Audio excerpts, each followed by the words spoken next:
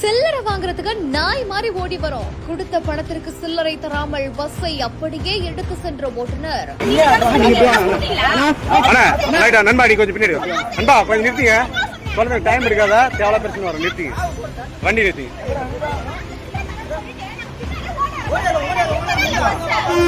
பேருந்தின் பின்னாடியே ஓடி வந்த பயணிகளின் அவல நிலை. நான் மாதிரி கோலினூர் கூட்டுரோட்டு போறேன் அப்படின்னு சொல்லிட்டு 500 காசு கொடுத்தேன். நான் பஸ் பின்னாடியே வரேன். நான் பின்னாடியே ஓடி வரேன் எனக்கு சில்லறை தாங்கன்னு சொல்லிட்டு.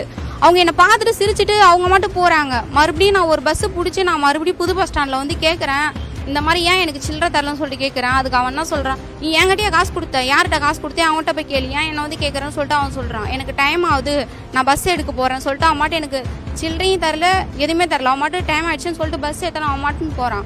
கடலூர் மாவட்டம் கொக்குபாளையம் கிராமத்தை சேர்ந்த சின்ன பொண்ணு அப்படின்றவங்க அரியூர்ல இருந்து தனது சகோதரன் வீட்டுக்கு போயிட்டு இருந்திருக்காங்களாமா. அப்ப கோலியனூர் வரைக்கும் செல்ல 500 ரூபாய் கொடுத்து டிக்கெட் எடுத்திருக்காங்க. பணத்தை பெற்றுக்கொண்ட நடத்துனர் சில்லறையும் கொடுக்காம அதுக்கான டிக்கெட்டையும் கொடுக்காம இருந்திருக்காரு. அதுக்கப்புறமா பஸ் விட்டு இறங்கி அவங்க சில்லறை கேட்ட போதுமே அந்த பக்கம் நில்லுங்க குடுக்குறோன்னு சொல்லி அவங்கள ஓரமா நிக்க வச்சு பஸ் உடனே எடுத்துட்டு போயிருக்காங்க. அதே மாதிரி இன்னொரு முதியவருக்கும் இப்படி ஒரு சம்பவம் நடந்திருக்குதாமா. உடனடியா அவங்க பஸ் பின்னாடியே துரத்திட்டே வந்திருக்காங்க. ஆனாலுமே பஸ் வேகமா போயிருந்திருக்குது. உடனடியா கடன் சொல்லி வேற ஒரு பேருந்துல ஏறி பஸ் ஸ்டாண்டுக்கு வந்து இது குறித்து அவங்க சரியான வாக்குவாதத்தில் ஈடுபட்டிருக்காங்க. தனியார் பேருந்துல பயணம் செய்த போது சில்லறையும் வழங்காம டிக்கெட்டையும் கொடுக்காம அலைக்கழித்த நடத்துனரை காவல் நிலையம் அழைத்து மன்னிப்பு கோர வைத்து மீதி சில்லறையை பெற்று சென்ற அந்த ஒரு பெண்மணி அந்த நடத்துனர் மேல நடவடிக்கை எடுக்கணும் அப்படின்ற மாதிரியாகவும் சொல்லியிருக்காங்களாம். கார்த்திபுரம், south India's biggest 200 acres township in Coimbatore. Premium commercial and residential plots.